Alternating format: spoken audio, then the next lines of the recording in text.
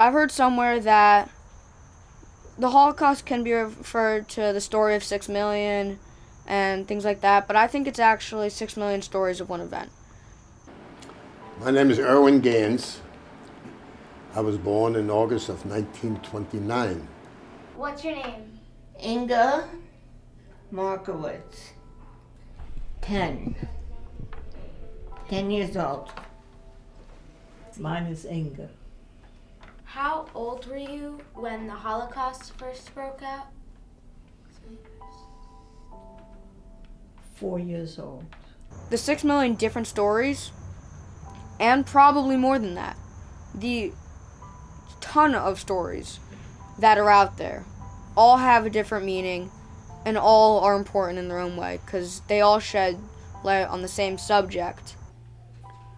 I was about 19 years old. We lived the last 10 years in Lodz. Well, it started out with my grandfather that we interviewed as well. Unfortunately, we did know that most of his family, all of his family, and not on my mother's side, but his father's side, died in Bergen-Belsen. He left the Netherlands when he was a very, very young boy to escape the Nazis, and the rabbi was always pretty interested in that, like wanting to hear the story. My first name is Lazare. They called me Larry. I was born in Paris, April 18, 1925. I was 18, 15. We decided, sure, we can interview him, and then it became, well, there's other people in the community, and they would like to tell their stories, and it just took off. I was 7 when my family left Berlin and immigrated to the Netherlands to try to escape Hitler. And I was 12 when we were first deported. I was 11 years old, okay? June 22nd, 1941.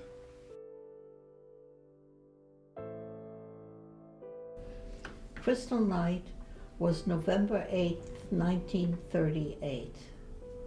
My story is about a young Jewish boy growing up in Nazi Germany, and I was there doing Kristallnacht, the night of broken glass.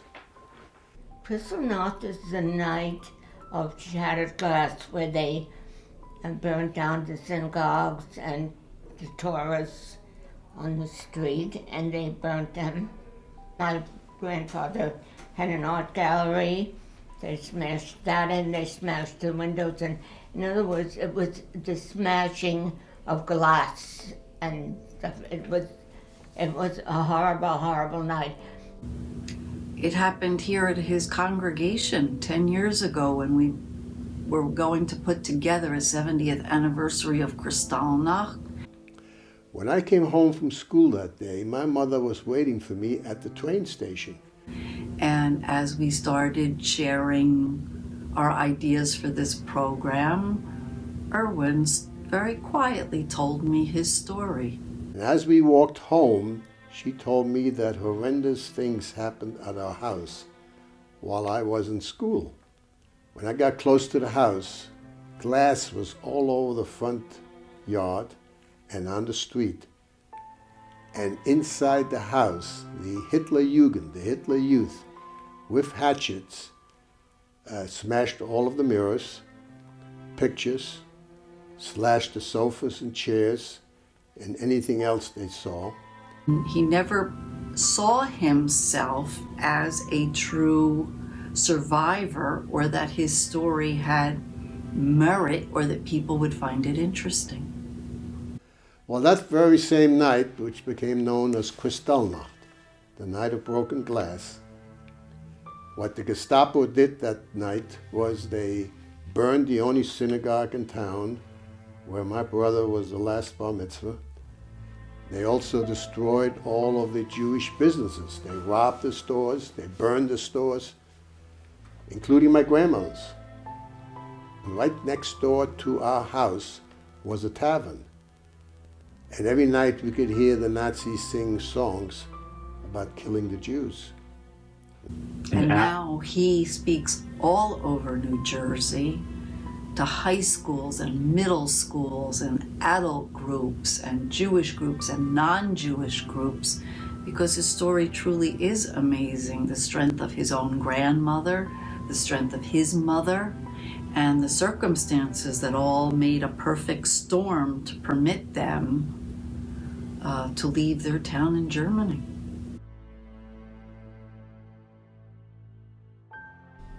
The Germans had signs that were put in the window that said, Jews not wanted.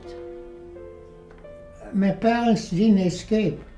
They had to wear the badge, Jew, but they were, fortunately, they were French citizens. So that's what saved them, because the people who were not French citizens, they were sent to the concentration camp, famous, called Auschwitz. Maybe you heard of it. Any public facility had a big sign, for Juden verboten, means Jews prohibited.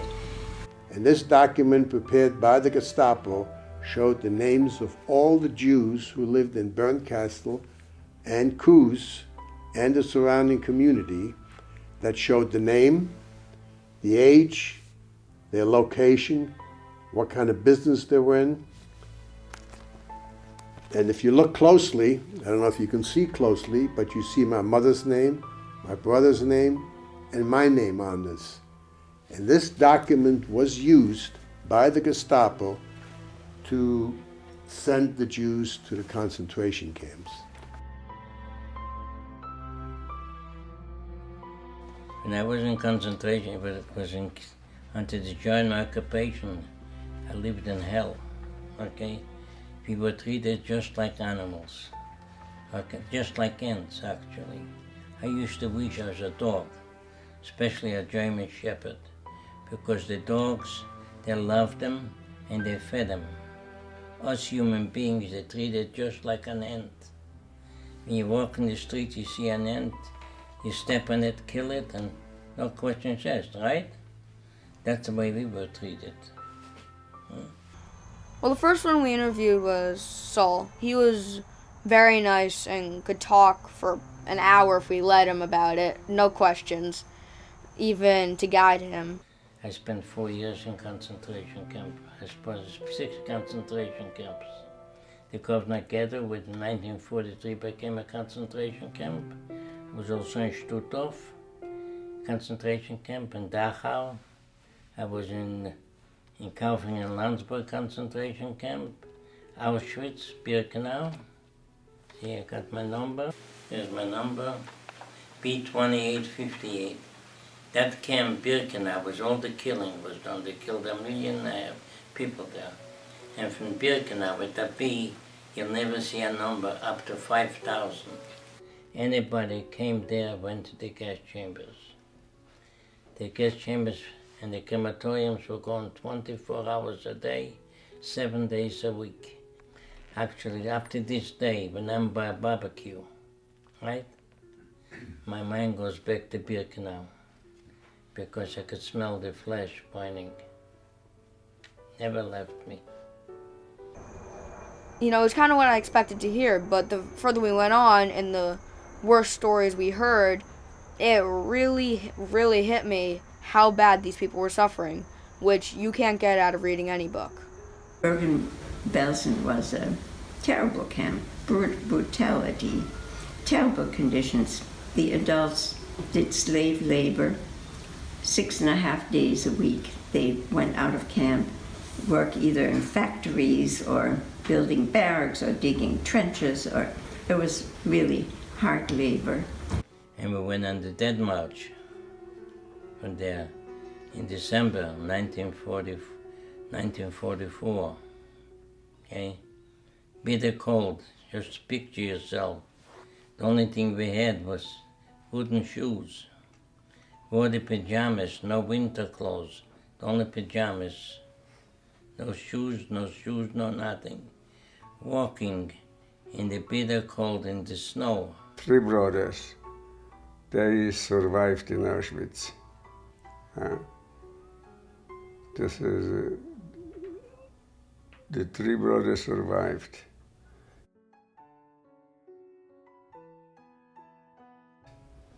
And I was united with my family in 1961. My brothers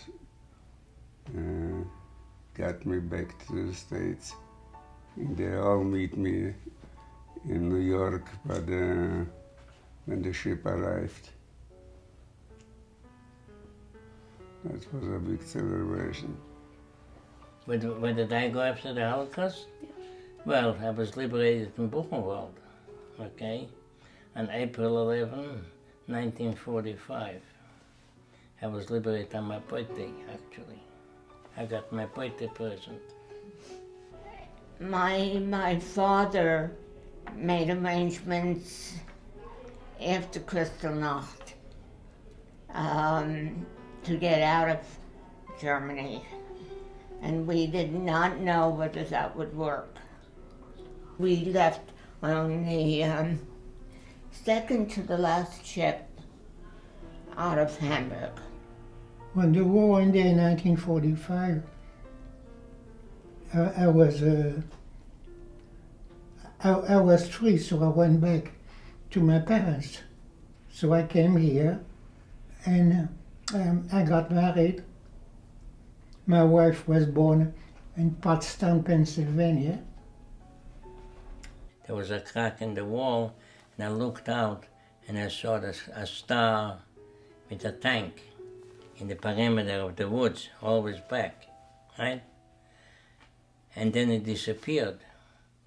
And about 15, 20 minutes later, somebody can run again in the barrack and said, "We are free, the Americans are here."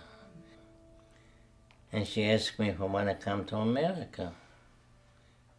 I said, sure, because I didn't have no father, no mother, no brothers, no sisters, nobody. I didn't know I survived or not. And I said, sure. And finally, on April 15, 1947, I arrived in America, the greatest country in the world. I'm the proudest American you want to meet, up to this day. We all scattered, and by June we got together again and were lucky enough to get visas to go to Kenya. We were liberated from Bergen-Belsen because of an exchange, a prisoner exchange. We were very lucky to be part of it. So we were very lucky to be included. Only 301 people were selected for that transport out of thousands. And so that's like a miracle.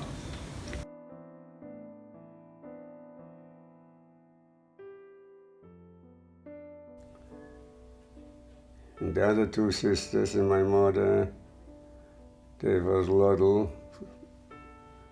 They went right to the crematorium. One of my sisters was on the underground. She was killed in the woods, and she was in the partisans, one of my sisters. My father, he died in Poland.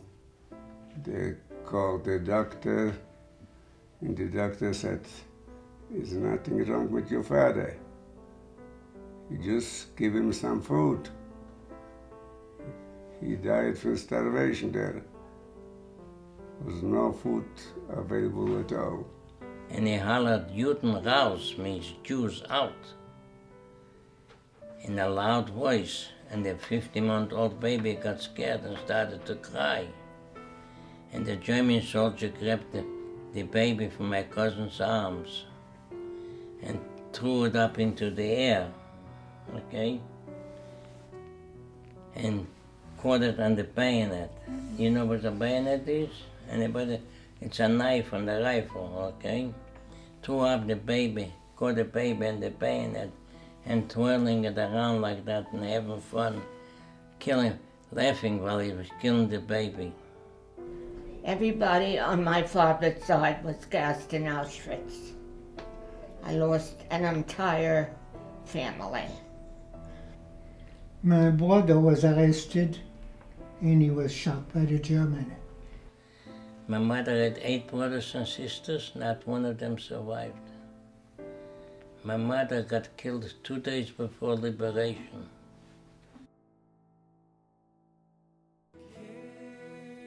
Everyone knows the facts about the event, everyone knows the stories, but people don't know the personal tales of the people that were truly affected, put in the concentration camps, and just what happened. The families that were separated, the just horrors, I guess, that happened during this time period.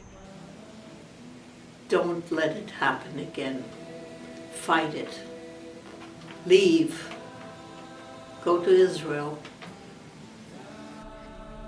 It's something I'll never forget. To me, it was like yesterday. Same thing, because it's in me.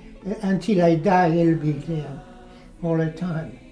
I hope that with the younger generation asking the questions and finding the answers, they will do a far better job than we have. Of course, I think all the kids today should learn about it because it's important of everybody's life.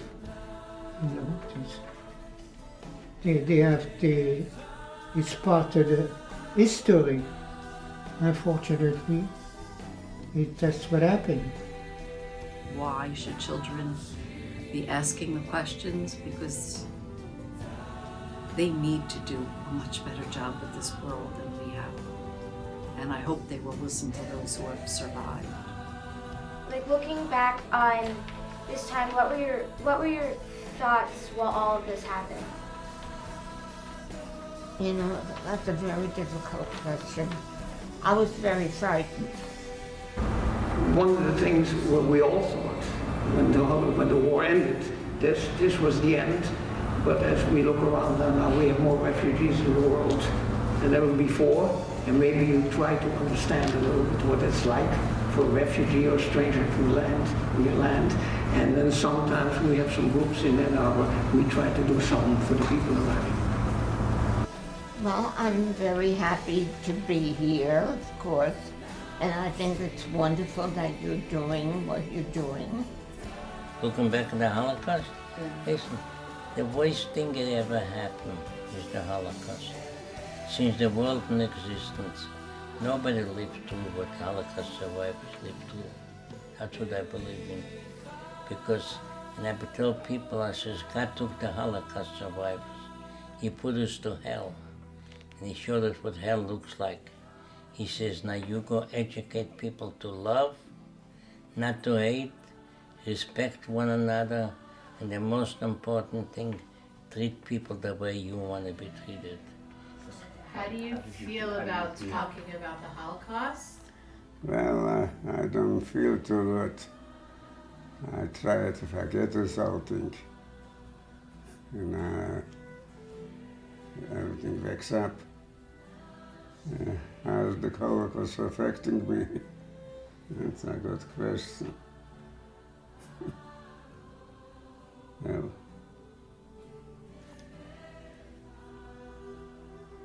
I have one question. They call it in Hebrew, Lama Hazaftanu. This means, why did God abandon us? This kind of man's inhumanity to man should never have happened. It should never happen again. But I don't think we have learned a whole lot from the Holocaust, looking at the world today. I mean, we have this phrase, never again, that's repeated over and over again, but it doesn't happen just because you say it. You have to become active.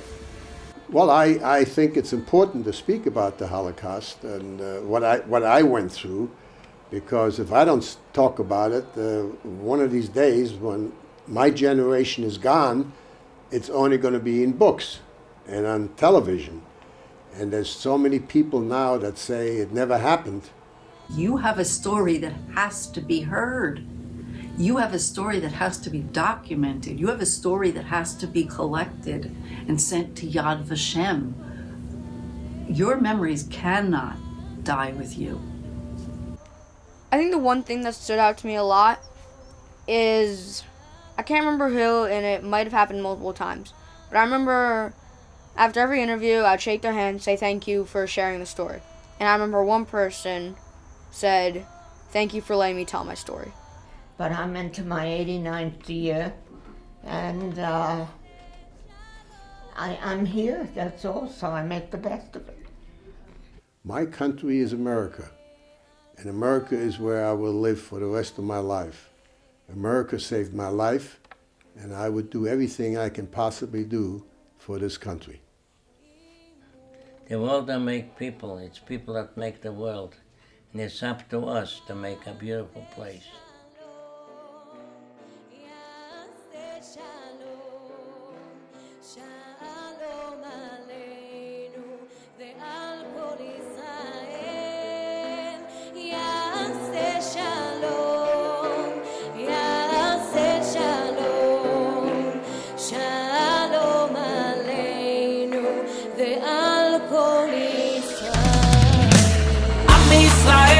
לא לפחד, השם אלוקיך הולך איתך. עם ישראל לא מפחד, השם אלוקינו השם אחד.